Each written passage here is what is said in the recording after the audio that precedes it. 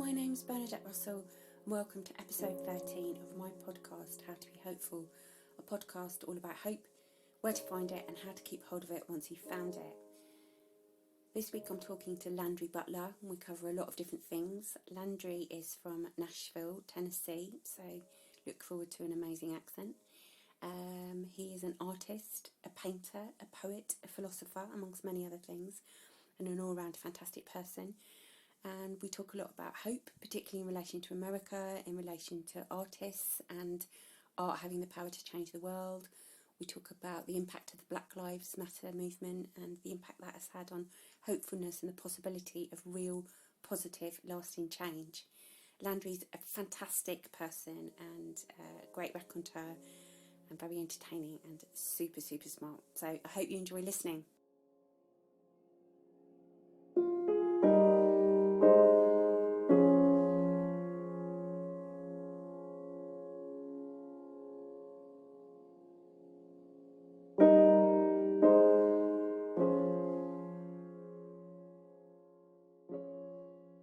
Before we get started, as the podcast is about hope, as you know, yes. Would you be able to tell me one thing this week that has given you hope? Yeah, in the last week, my wife and I went back to school for data analysis. And so we've been through just like this horrible, not horrible, but very intense study regimen for the last few months. But we made it and we graduated last week. And that's given me a lot of hope because it's a sense of accomplishment. That's great. Congratulations, both of you. Yeah, thanks. Yeah. So was it a short course or? It was, it was. They had a full-time course that was 3 months. That's the one that Lori took, and I took the part-time course that was 6 months. So we both finished at the same time. But I've been working on this since January, and it was just. It's nice to do something challenging and to get it done. Yeah, really satisfying. Yeah. Brilliant. That's great. Great. Yeah. And a real reminder of, actually, I've been doing a free online poetry course this week, which is super hard, but it just reminded me how fantastic it is to keep learning stuff. Yeah, it's what keeps life interesting for me. Yeah, absolutely. Yeah. Especially when it's hard. Oh my God. Yeah. And it gave me plenty to focus on during this pandemic thing too. Yeah. So I didn't get too overwhelmed with that. Yeah, that's good. Yeah. Brilliant. Okay. I should ask you where you live because people are going to be thinking, where's that fantastic accent from, aren't they? Sure. I am in Nashville, Tennessee, which is the southern U.S. This is not the normal southern accent. The normal southern accent is kind of more like this in Nashville. You get people that talk like this because, down in the South, that's the way they talk.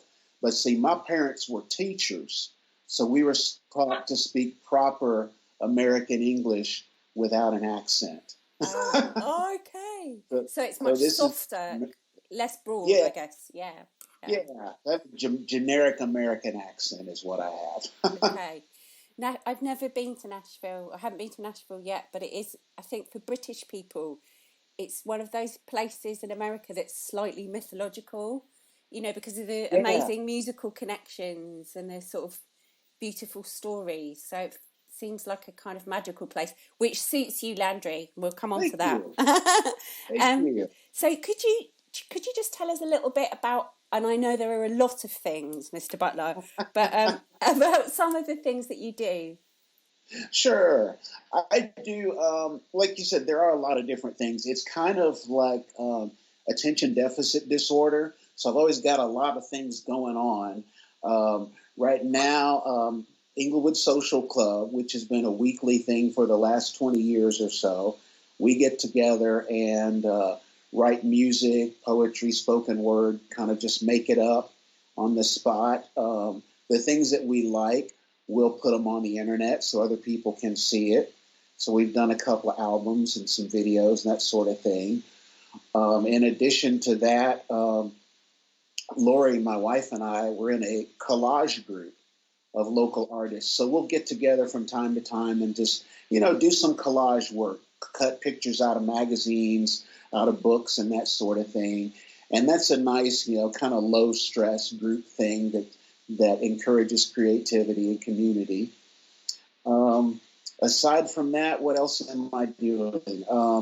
I've got a project called The Placebo Show, which right now I'm just still in development. But the idea is that the placebo effect is a real thing. It gets leveraged in advertising a lot. They talk about all these potential things that might happen, and so people buy into the advertising because of the placebo effect.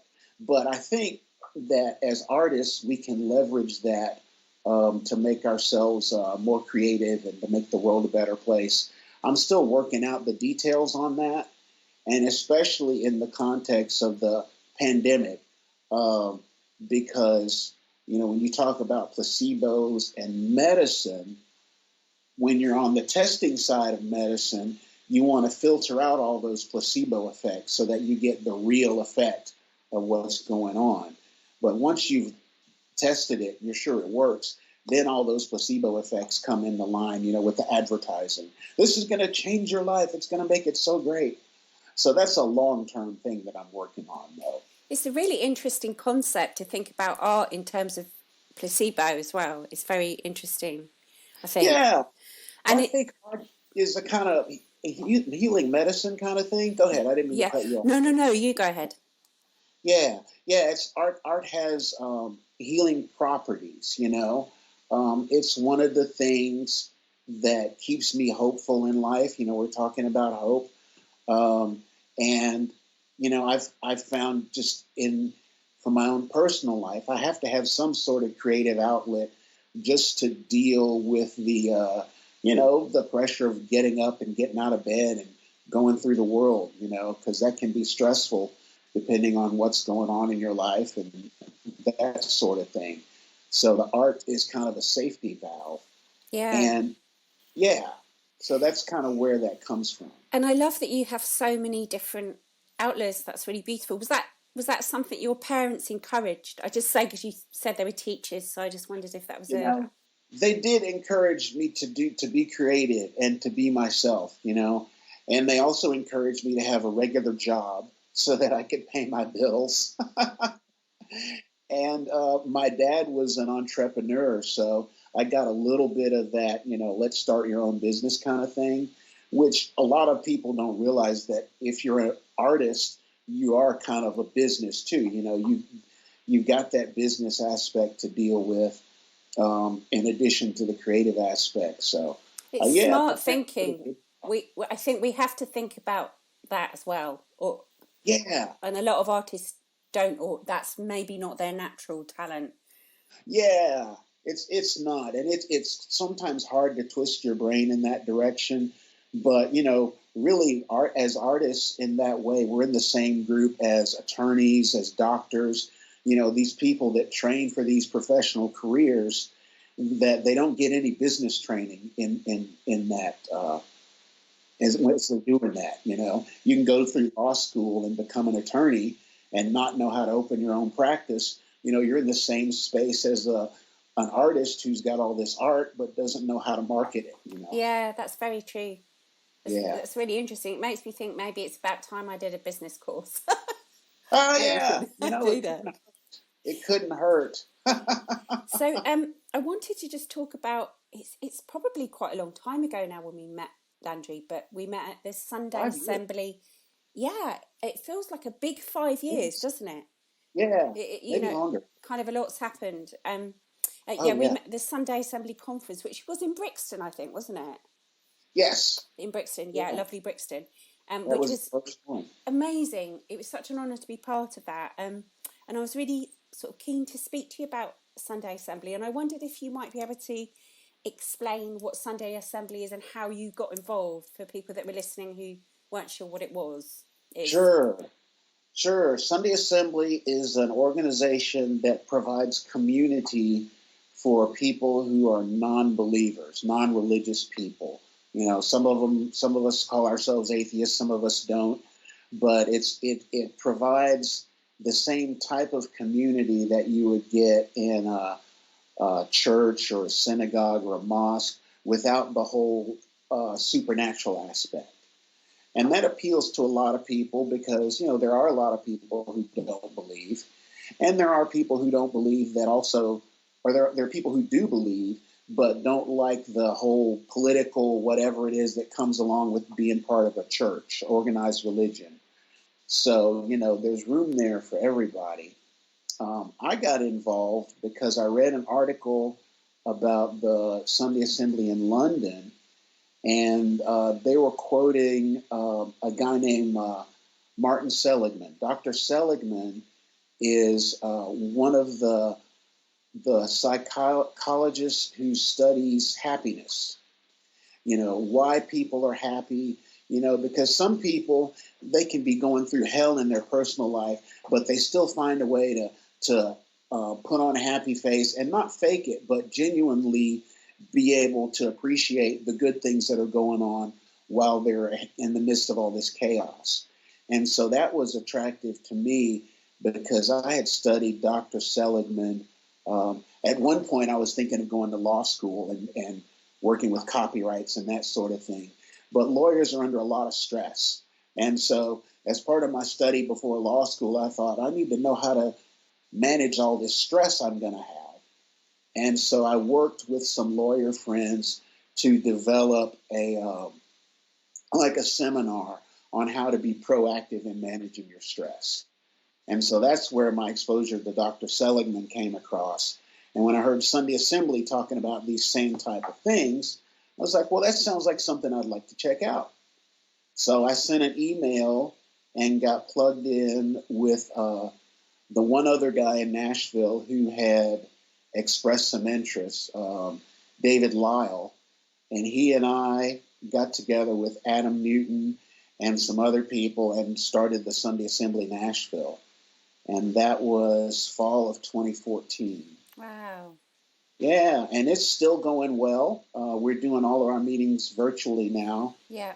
But we've got about 1,000 people on the mailing list. Wow, Landry, that's amazing. It is amazing. Only about 10% of them really participate. No, I think that's probably pretty standard, isn't it? But what I really enjoyed, I really enjoyed the structure, and for me, that mirroring a church structure because I used to go to church, Sure. and was a Christian, so I enjoyed the recognizing that, like you get a sermon, but it might be from a physicist. Yes. And you sing with people, but it might be It's Raining Men or whatever, and you might have a kind of prayer kind of thing, share a spoken thing. So I think that for most people, the recognition of singing together, of learning something, of speaking together, I think. Do you think it's quite a recognisable model for most people? I think it is. Yeah. And it provides an outlet that you don't normally get. Like, as an adult, unless you're a musician, you don't generally get to sing with other people. Yeah. Sing in the shower, in the car on the way to work. But, that's the act of singing with other people is really powerful. That brings people together. It's incredible, yeah. And it's lovely having a sort of sermon, if you like, from one of the ones I went to in Brighton. There was a sermon from somebody who was talking about fungi and how fungi support the communication of trees. Just this kind of mind-blowing thing. Yeah. Equally as awesome as the way that God was presented to me as a child, it was just amazing. So I'll make sure that there are links to Sunday Assembly in the copy for this podcast because it is really worth going along or connecting with. I mentioned it to you because I think I sent it in the thing I sent to you, but I've been reading about how a psychologist Everett L. Worthington Jr. said that one way to connect with hope is via a spiritual or religious group. Because it's worked for millennia, he said, this has worked for millennia. Amidst a community of like believers, people have drawn strength, found peace, and experienced the elevation of the human spirit just by knowing there's something or someone larger than them, which I absolutely agree with. But I think Sunday Assembly and other organisations, I'm sure, provide a platform for secular connection, don't they? Exactly. Yeah. Exactly. And that's what it's about, that connection and that community, You get some of that at like a sports event or a concert, or, if you've got some horrible disaster, a tornado or something hits your town, it can really bring the neighborhood together because they're all working to rebuild. And I think that's what we really crave as people. We crave that sort of connection. Yeah, and it's interesting what you were saying, because I think we've seen actually in the response to COVID and other responses to natural disasters, that beautiful thing that you just mentioned, Landry, where people come together and Yeah. respond with great compassion and help each other. But what's beautiful about Sunday Assembly and other organisations is it's not a response to disaster, but it's a coming together just to celebrate, isn't it? Which feels, Exactly. yeah, feels Yeah, really, to really, celebrate the fact that we're alive. Yeah. yeah, brilliant. Yeah, I really recommend that. It was nice to meet you there as well. Oh, you And the too. other quote I sent you was from Nietzsche, because so he's kind I of, love Nietzsche. yeah, me too. It's a love hate. Uh, Yeah. he said, "Hope in reality is the worst of all evils because it prolongs the torments of men." And honestly, Landry, I have imaginary arguments with Nietzsche, very out loud, really enjoying having a sort of debate with this long dead Yeah. German philosopher.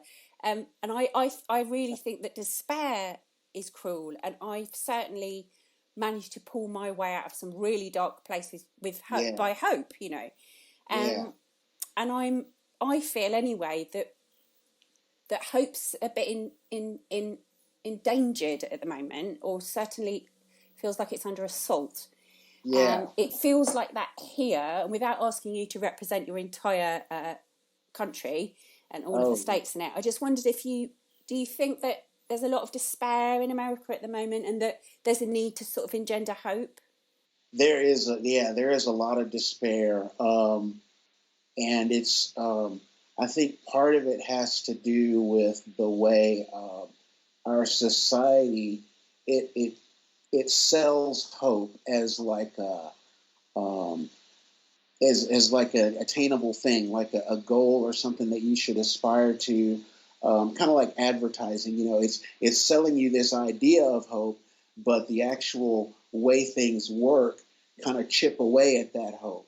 So you're being sold this idea that's not necessarily attainable with the system that we have. Um, on the I tend to be on the liberal side of politics, and on this side, there's a lot of despair at the fact that the oligarchs, the rich people who run the government and who have done so for a long time, they just seem to keep getting more powerful. And as part of getting more powerful, they want to disenfranchise women and minorities. They want to disenfranchise people who don't belong to their religion, and it's an exclusive thing. So the hope in that circle becomes more and more exclusive, and that's kind of what we're faced with. But we have to also we have to push back with our own hope, which I think is just the belief that people, the community aspect, we like having a community, we like to work together and build each other up. And I think given the chance to and the environment, we can do that. But also given the way things are, it's hope and despair, because we still have the hope that we can do something positive, but it's really hard to believe that that's actually going to work. Yeah, it almost feels to me like we have to act on our hopes, even if we think they might not come true. Exactly. Yeah. And I think that's an interesting paradox, because sometimes I think it's more important to act on the hope than to be successful in your acting on the hope. You know? Yeah, it does require courage, but it's also it sounds like a weak defense of it, but it's better than the opposite. It's better than just sinking sort of into despair, and it's Yeah, because it is. I don't know how you kind of get out of bed, and I think it's also useful for us all to consider and to learn, I think, as much as possible from history. Yes. Because we do have a particular set of problems now, but we've had problems before, huh?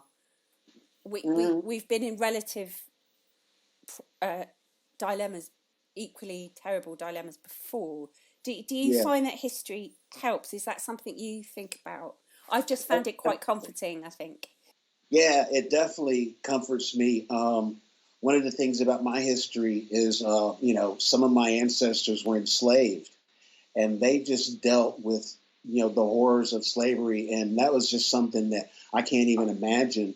But they survived, which is the reason I'm here today. And so, that brings me a lot of hope to know that, things can and, sometimes will get worse. But if you take it one step at a time, you can survive. And you can even build something positive out of it. And you are the manifestation of that hope, of their hope.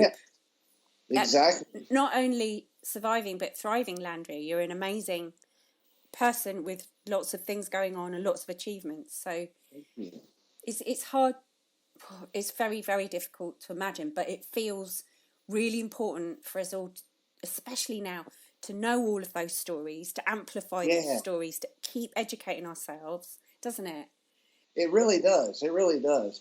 And especially in probably just Western society in general, but specifically in America, those stories, either they're left out or they've been edited so that they don't tell the whole truth.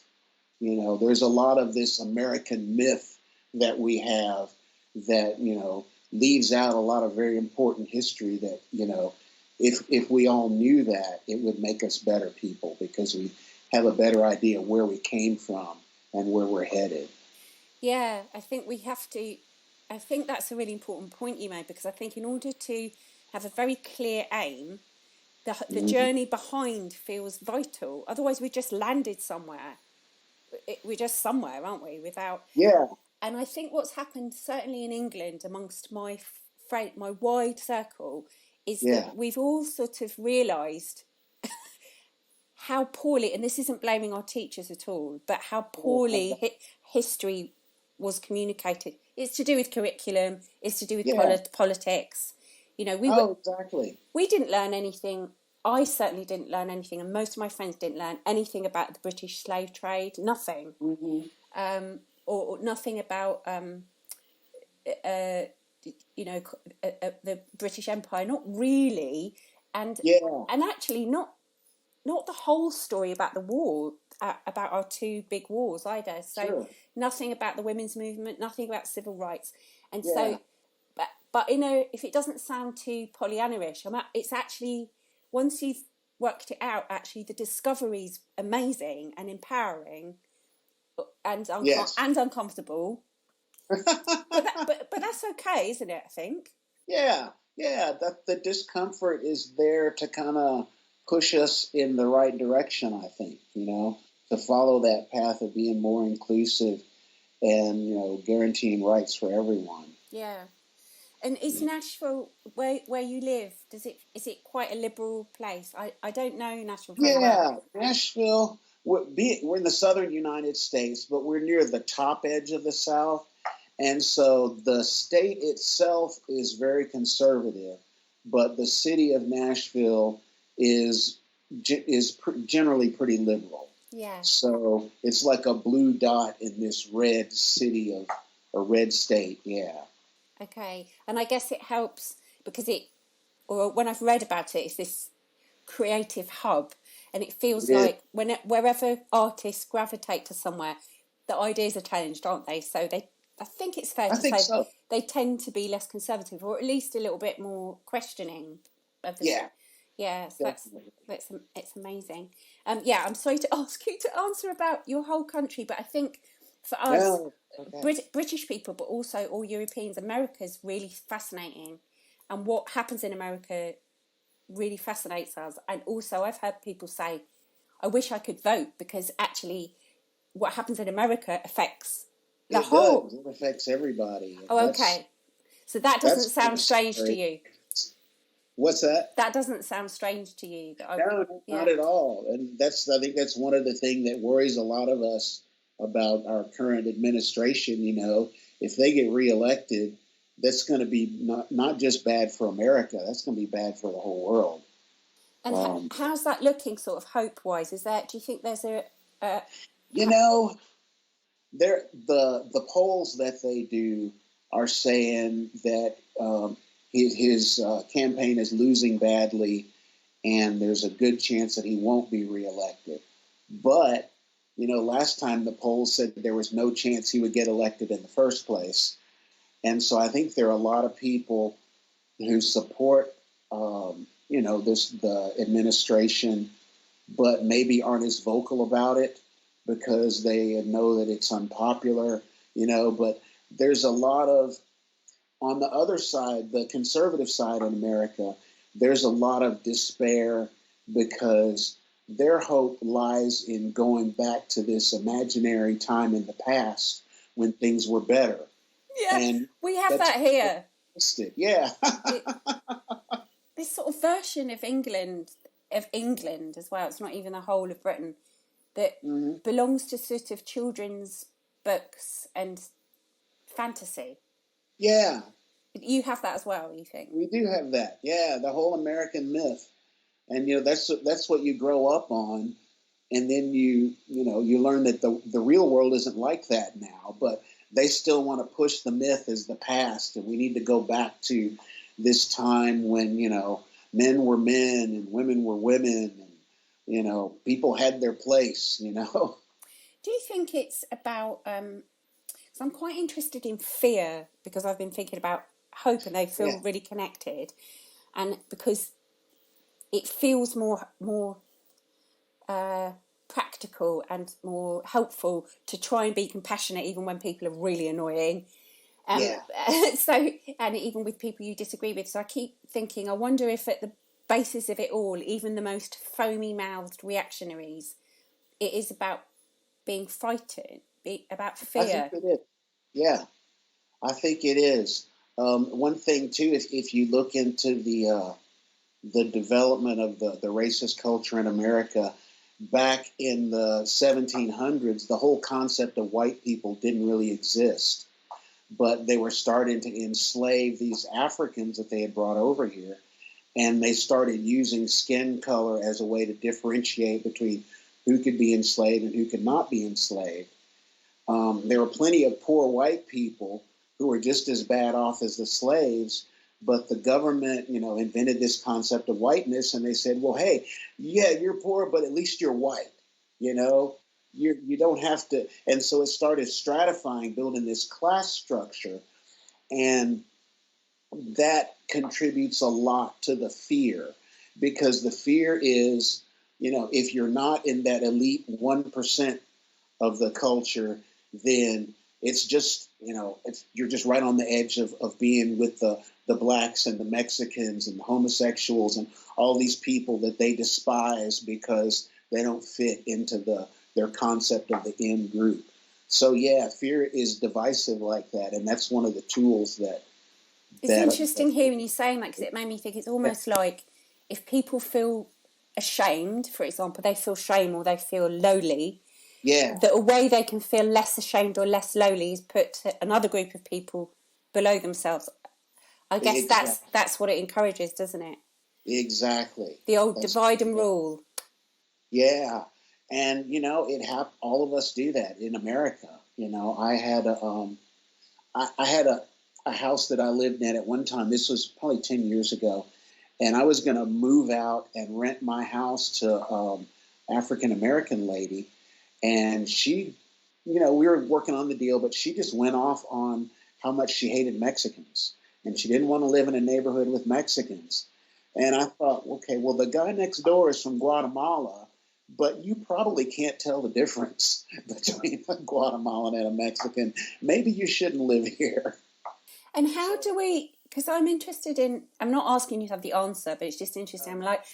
I was thinking, how do we combat that? Because fear is so powerful, and it feels like only hope and love can counter fear. Yeah. And then I was thinking, and I don't know, I haven't come to an answer to this yet. I was thinking maybe you just have to start with yourself and like dig out your own fears. Yeah. Maybe, I don't know. I'm not saying. That's the only thing I've ever been able to come up with, because we have these inherent biases, that we're born with, and some are cultivated by society, and those things affect the way we think about ourselves and the way we think about other people. And I think really that part of being an adult, a responsible adult anyway, is finding a way to work through those things. Whether it's therapy or spirituality or whatever it is. I just think everybody has these things that we need to work through, and that fear of them, or fear of what it would mean to work through them, contributes a lot to the just the friction that we have in society. Yeah. I mean, I think although the news to a large extent feels absolutely overwhelming, and I know it makes a lot of people switch off at the moment. It feels like we're absolutely surrounded by problems that are so insurmountable. It's difficult. There was, for me, in a strange way, the lockdown provided a sort of, or forced a slowing down that perhaps allowed people to think. Do you think? Yes. Yeah? I definitely think so. It slowed, I think it did two things. It slowed down the pace of life, and it forced people to think, because it cut off a lot of the things that normally distract us. There's no more football. There's no more this. There's no more that. So you've got all this time where, things are just going to run through your head. And I think economically, it accelerated some of the issues that income inequality and these other things cause. So it gave us more time to think, and it also gave us more to think about. Yeah, and I hope that we're able to keep hold of a little bit of that. So many people, even people who had pretty extreme hardship during it, Yeah. did appreciate a chance to breathe, kind of mentally Oh, breathe. So I thought that was pretty amazing, and yeah. it was. I mean, I don't know whether it was what it was like in Nashville, but here it was lovely to see sort of WhatsApp, mutual aid groups pop up, people donating loads of food to the local Sure. community fair. We had a big fire here as well, unfortunately, in one of the block of flats, but we were so overwhelmed with donations to the community from the community. So we were given back faith in each other. I know the opposite happened as well, but there were lots of things going on that felt quite positive. Did you experience that? Yeah. We did experience that right before the lockdown here, like the week before. We had a big tornado come through. Yes, of course, because I think yeah. And so we were kind of rebuilding from that when the lockdown, happened. But you saw even more people step up, because, well, now I can't go to work, but I've got time to help or donate, whatever. And so that was good. I think that brought Nashville together and has helped us. I mean, the infection rates are still going up, but I think maybe we've got a little better handle on it in Nashville, because, more people are taking it seriously here in the city than out in the country, because, like I said, Tennessee tends to be more conservative. And if you get outside of Davidson County, where Nashville is located, you really see that people are not taking it seriously. Yeah, I mean, it varies very much here. And actually, you see pictures of the beaches, and it looks terrible, but then you're kind of like, well, maybe if you're there, it's not so bad, because the pictures can be quite deceptive. I do feel for people, because I think, everybody's fighting a battle, etc., that we know nothing about. So some of those people will be lonely, bored. There's so much going on. None of us saw it coming, huh? But That's true. It's great to hear that there was such a wonderful response to the hurricane, because that looked pretty bad. Oh, it was horrible. Yeah. And it missed us. I guess it missed our house by about 3 miles, but we could hear it. and there's a lot of, houses and trees and, all sorts of damage. They're still working on that. What was it called? Because they have a name, usually have a name. I don't know if this one had a name or not, to be honest with you. It's just the Nashville tornado or something, And so afterwards people were helping with clearing up, were they, or was it? Exactly. Oh, great. Exactly. Cutting up trees that had fallen in people's yards. That's kind of the first thing you want to do, is get all the trees out of the way and get help to people who need it, find them a place to stay if they don't have power or their house has been damaged. Yeah. So. Oh, that's great. It's very encouraging, isn't it, seeing how eager people are to do that? Yeah, it really is. It gives you hope in humanity, because there's so many things in the world that, just kind of make you question whether the earth needs humans or not. Sometimes you think the planet might be better off without us. You do. Yeah.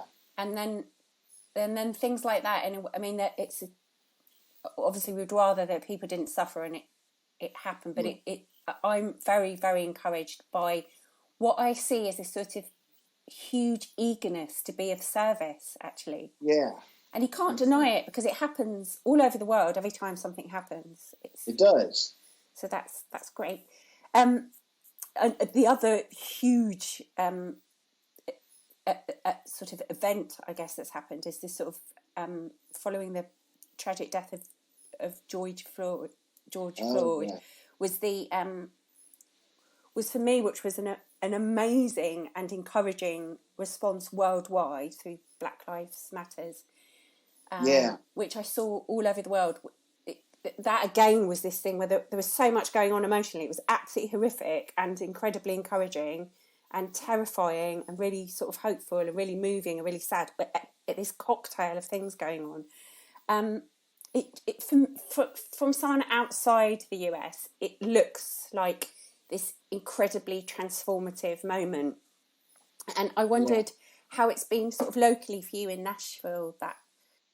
A lot of people have said the same thing here. And a lot of people, myself included, were a little skeptical, because we thought in the past we were having a transformative moment. Yeah. But the thing that's different is you see more white people participating. And it's not just white Americans. It's, like you said, it's people all over the world. Because this system, they want... Well, the oligarchs, one of the things they do is divide and conquer, so we're oppressing the blacks, and we're oppressing the homosexuals, and we're oppressing the immigrants, all those groups are separately, but it's the same people doing the oppression. And there's more of us than there are of them. So if we can work together, I think we have to do it on a worldwide basis. I don't know that it's going to happen on a smaller scale than that. No, I mean, one thing that occurred to me in a really positive way was it reminded me yet again of the immense power of the internet and social media for good. Yeah. Because often it's rightly criticised as a force for bad, but actually what happened is these images were being shared from all around the world, these stories were being shared. I saw a comment from an American documentary maker, and I can't remember the woman's name, I'm sorry, but she basically said the best documentaries are being made by kids with their phones on the street. And I just thought that was an amazing and truthful thing to say, and we didn't have that a little while ago, so we have that power. Ironically, that power is headed up by the same oligarchs, but they ain't in control of it, are they? No, they're not. They want to be, but they can't. It's too big. It's got So that felt really great. And there were protests locally for you, were there? Yes, several protests.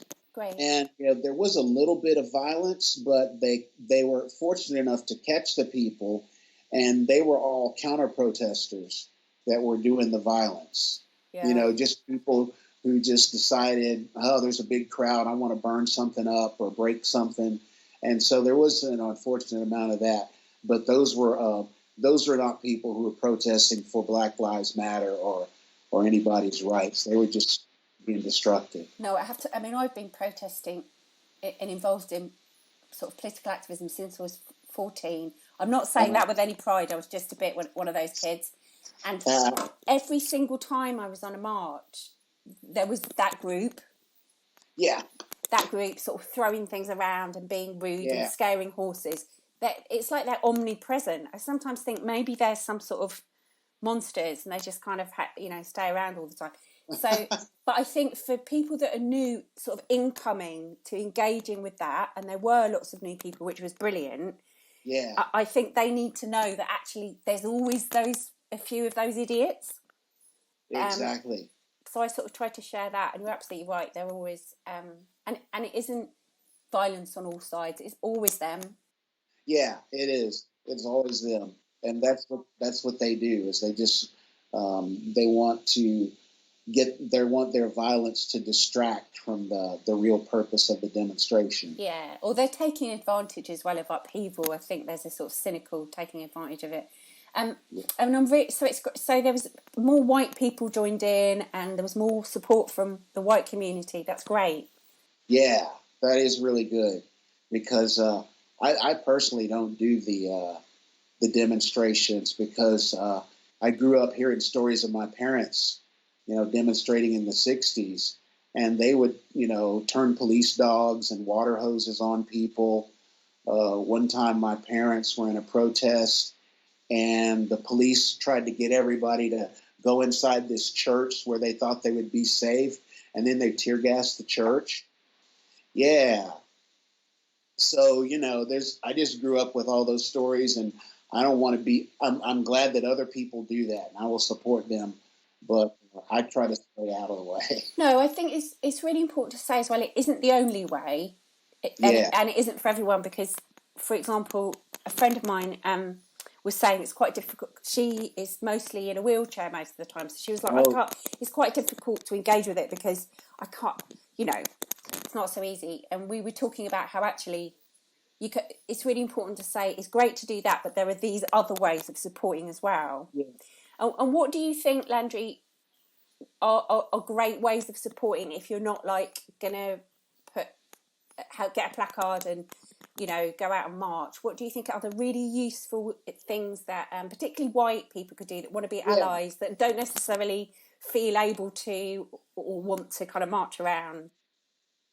Yeah. Well, I think the best thing for allies is to talk about it with other white people, to study up on racism and just share it casually with friends or whatever.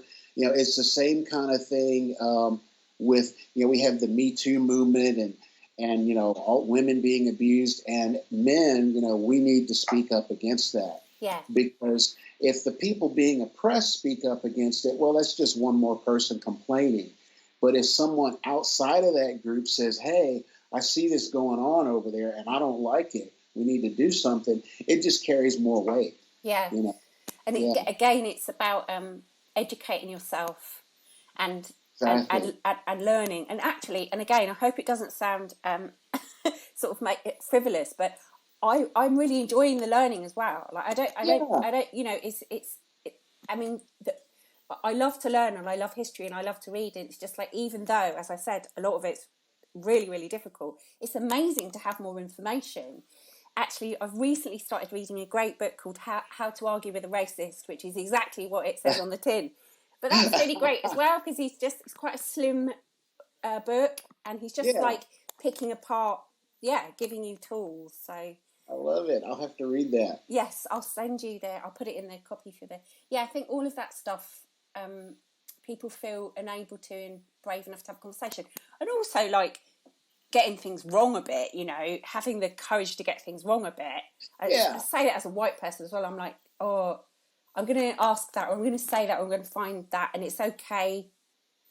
If someone gets cross with me, that's all right. Or if someone corrects me, that's all right. Because so you have to have, if it makes sense, the courage to be wrong. If you're, if you're a man and you're talking about women's rights, or if you're white and you're talking about the Black Lives Matters, or if you're straight, you just have to go, I might be a bit wrong, but... Yeah, you have to risk being wrong, and I think recognize that if you are wrong and someone corrects you, it's not necessarily personal, not to take that personal, because it's a learning curve for all of us. It's a gift, actually, to be corrected. And it's worth really recognising, I think, deeply that we're in this system. So I think when I was younger, especially when I was a sort of really young activist, I'd be like, yeah, smash the system, without ever really, because, you know, I was little, without ever Yeah. going, actually, I am it. I Yeah. am the system. Yeah. So I can't. So the other thing that I think is really interesting at the moment is, or I'm really interested in, is the solutions seekers, because it's not enough to just want to break everything. We have to be brave enough, I think, to say what we want. Exactly. We have to express our hopes, I think. Does Yeah. that make sense? Yeah. So It does. It definitely makes sense. I just wondered what you, it's a big question, Landry, but what your hopes are for the future of America and for the world, and what you, if you had your Landry Butler utopia, what that might look like. Oh, that's good. That's a good question because I've Yeah. actually thought about this. You are allowed to change your mind as well at any point. Okay. Okay. Sure. It's draft Well, one. yeah, one thing I would definitely hope for is that we recognize that our common enemy, and everybody, even the oligarchs, we all have the common enemy in fear. Fear is what animates a lot of the oppression, a lot of the violence and disturbances that we have. If we could find a way to get past that, or to work through that and work together, then we could build a world where we would all be happy to live there, and our past wouldn't have to be something for us to be ashamed of. That could be just learning experiences on the way. And additionally, I would like, if we're in Landry's utopia. We are, darling. That's where we are. All the months we're gonna this whole thing about some months having 30 days and some having 31 days. Let's just do away with that. Oh. Months are gonna have 28 days. Oh. And that will leave enough days so we can put a month in between December and January, which we'll call Landryary. So what kind of events might we be able to look forward to in Landryary?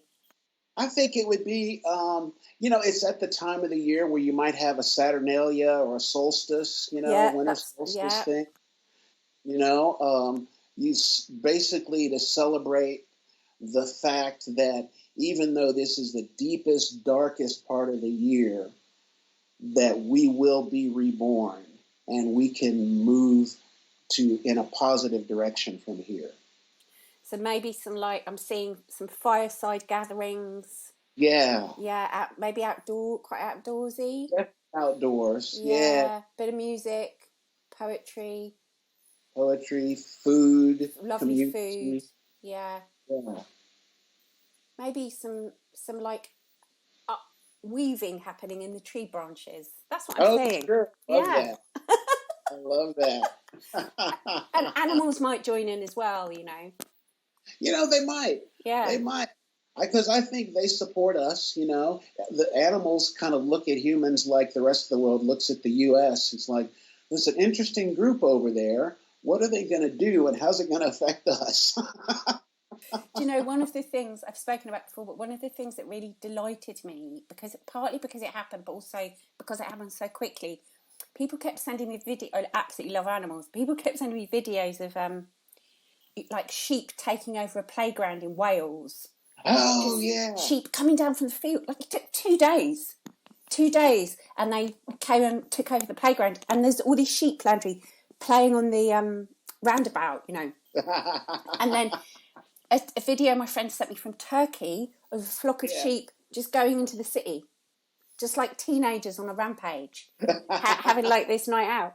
And I thought that was very hopeful. I think that gave a lot of hope to a lot of people. The kind of proven resilience of nature was a really satisfying thing, wasn't it? But that was funny, and it made me think in Landryary,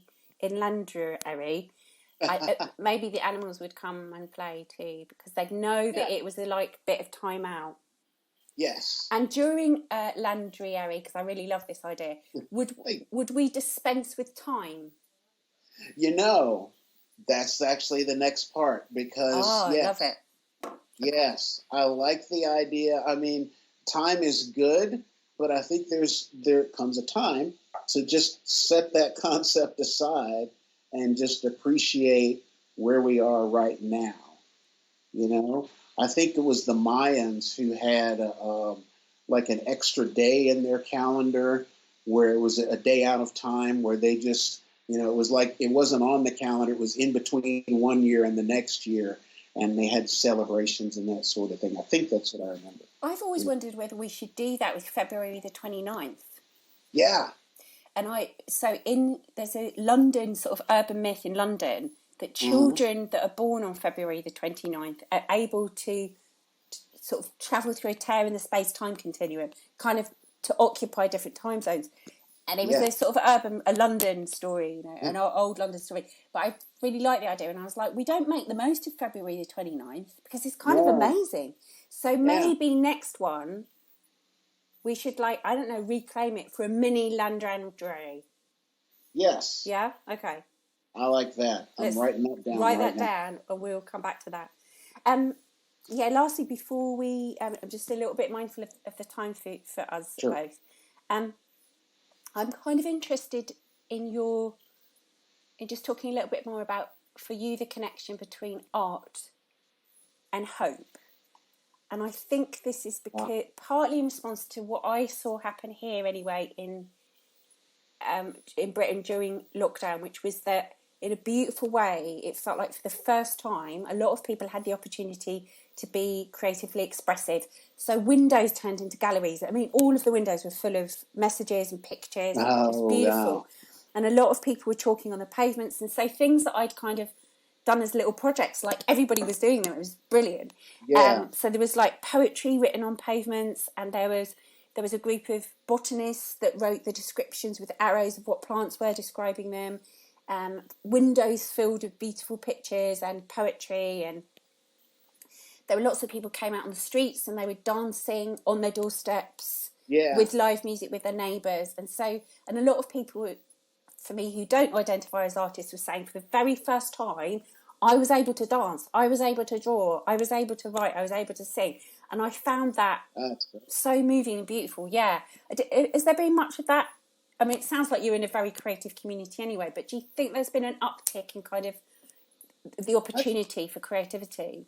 Yeah, I think so. A lot of it has been virtual because of just, you know, not wanting to get too close to other people.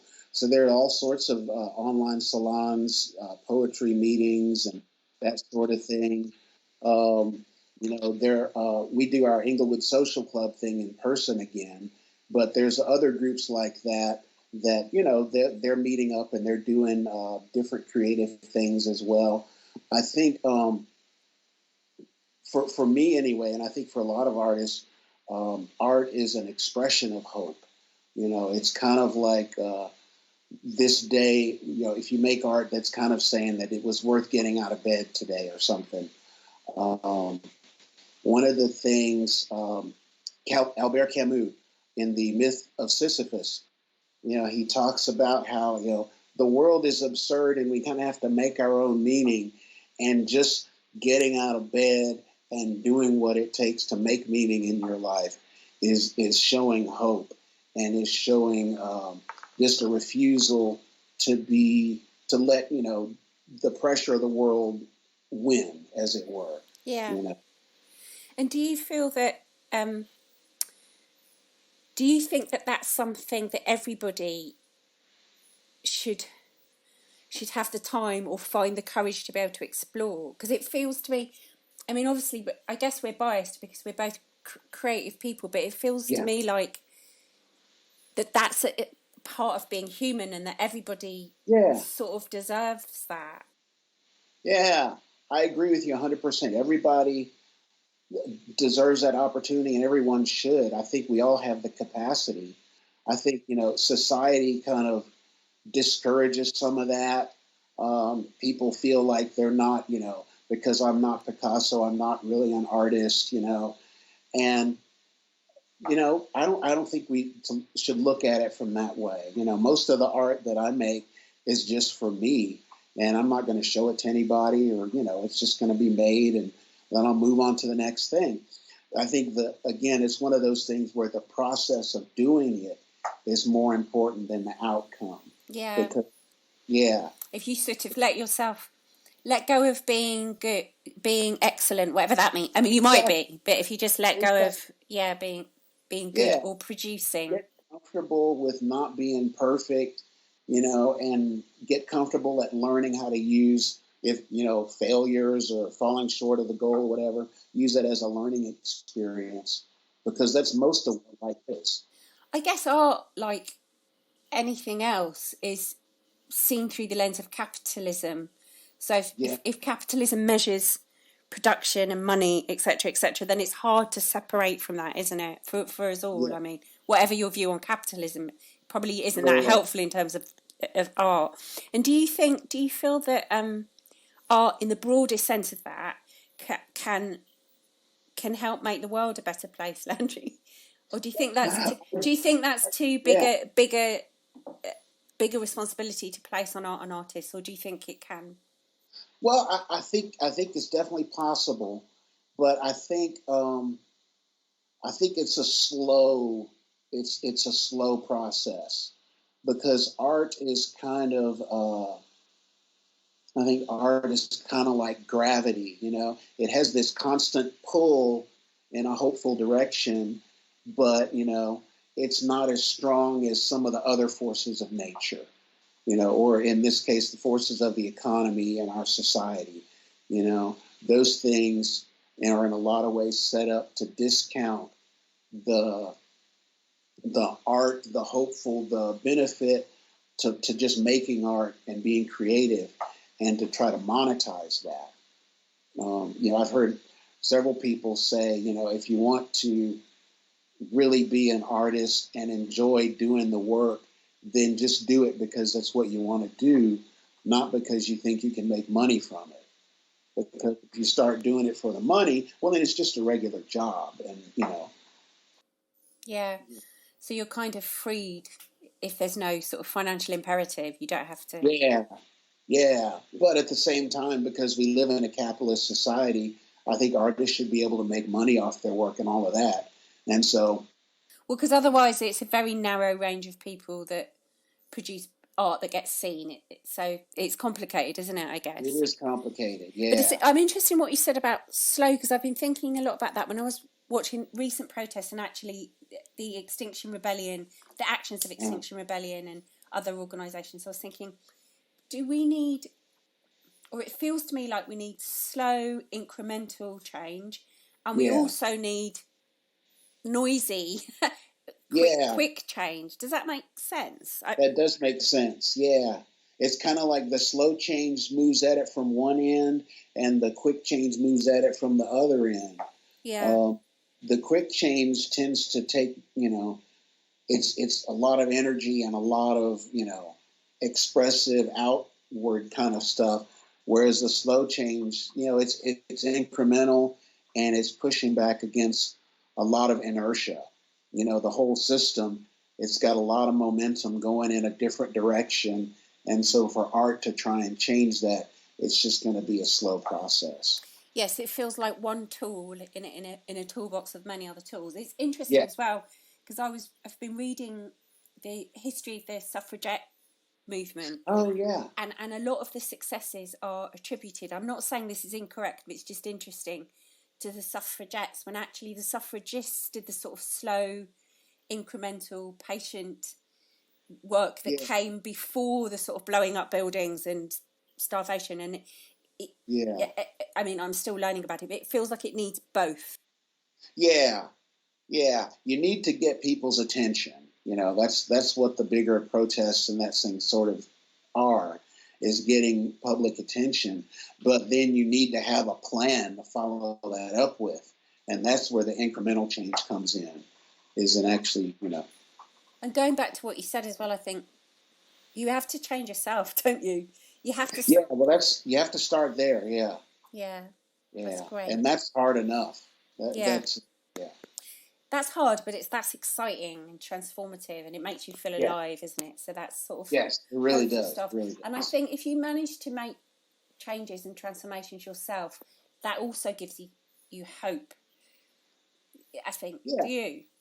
It does. Just seeing that you're able to accomplish something like a big change or a big transformation, or in the case of me just finishing this class stuff, just knowing that I could do that gives me a sense of hope in other areas of my life. Yeah. So it's just getting started, however small, I think. Exactly.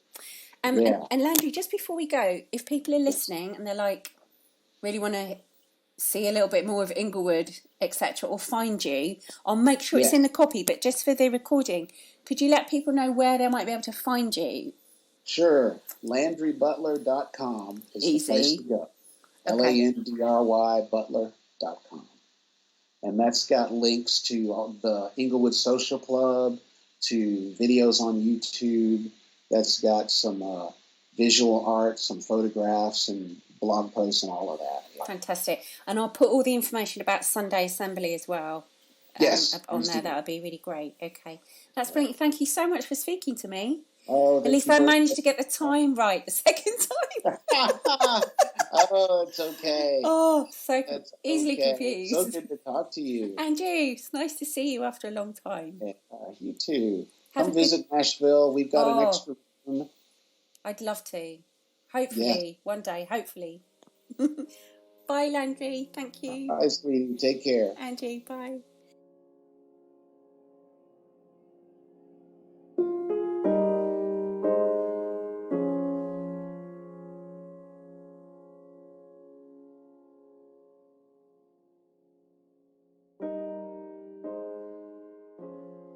And finally, to finish off this week's podcast, I'm delighted to present a track by Inglewood Social Club and Mr. Landry Butler. This is called Coffee. Enjoy.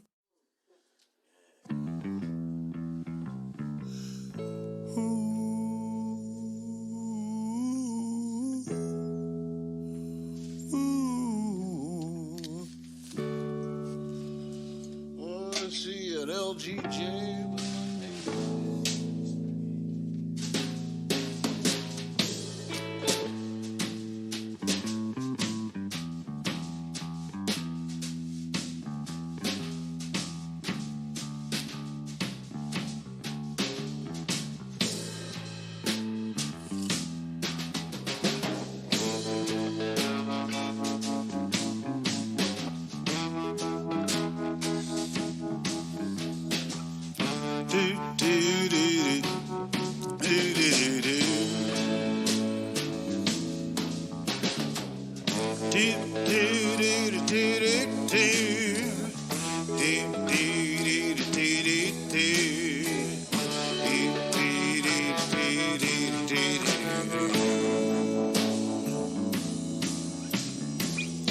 Oh, get up in the morning, I gotta have some coffee, maybe 2 or 3 cups of coffee. I gotta get going, I got stuff to do. I gotta have coffee. How about you? But I can quit anytime I want. I can slow down. I just like to have 5 or 6 cups of coffee a day. And it's none of your business how much I like to drink it, 'cause I don't have a problem, you see. I just like my coffee. And if you don't like coffee, you don't have to drink it.